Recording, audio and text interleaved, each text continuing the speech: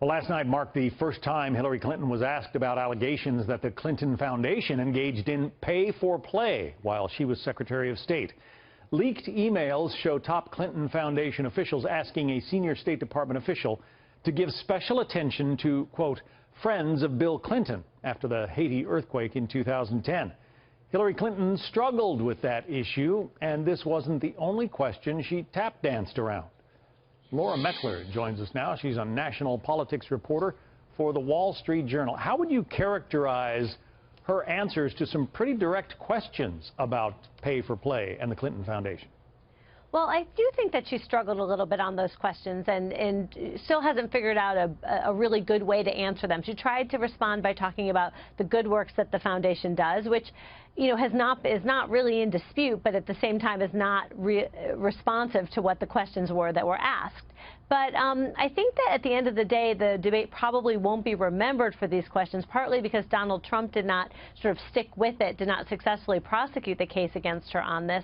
And in addition, there were so many other things that I think probably overshadowed it. But that was definitely a weak moment for her. She was asked, Chris Wallace asked her whether her family's foundation was a pay-for-play arrangement. Now, she could have said no, but she didn't do that.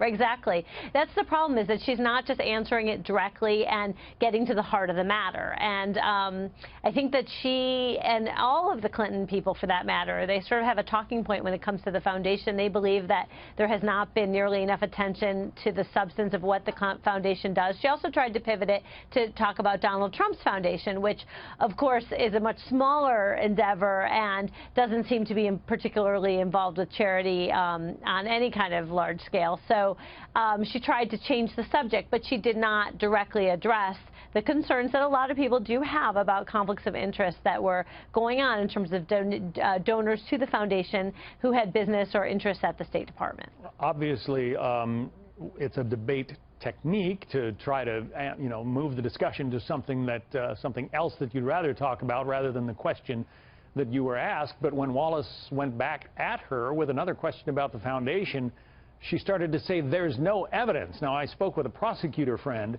who said anytime a lawyer starts talking about there's no evidence, you have to wonder what evidence there really is. Well, I think there's been a lot that's come out on the foundation, and it's definitely been an issue. It's been a problem for her throughout this campaign that she's had to deal with. The stories have been out there for more than a year, various things, but I don't think there has ever been any sort of smoking gun situation where there's been a proof where somebody got something that they wouldn't have gotten otherwise because of their connection with the foundation. So absent that, I'm not sure it's going to, at the end of the day, be a major issue for her in terms of winning the election or losing it. Where do we stand with the foundation, and what happens if she becomes the occupant of the Oval Office? Right. Well, I think that's a really good question, and I don't think they've been very clear about that. They've said that they would, that Bill Clinton would not be involved. They said they would essentially try to disconnect the family from the foundation, spin off their international work. But they haven't said whether Chelsea Clinton will still stay involved. It seems like Chelsea their daughter does want to stay involved in the foundation. And of course, a lot of people see a conflict of interest in that setup. So I think that they've tried to take some steps to say that there would be a disentanglement, but I don't think they've fully answered those questions, and obviously they're going to have to. She suggested that, she has always been better liked while she is holding office than when she is actually running for office. Is it possible that should she win, she can paper over a lot of these problems that have been dogging her during the course of this campaign?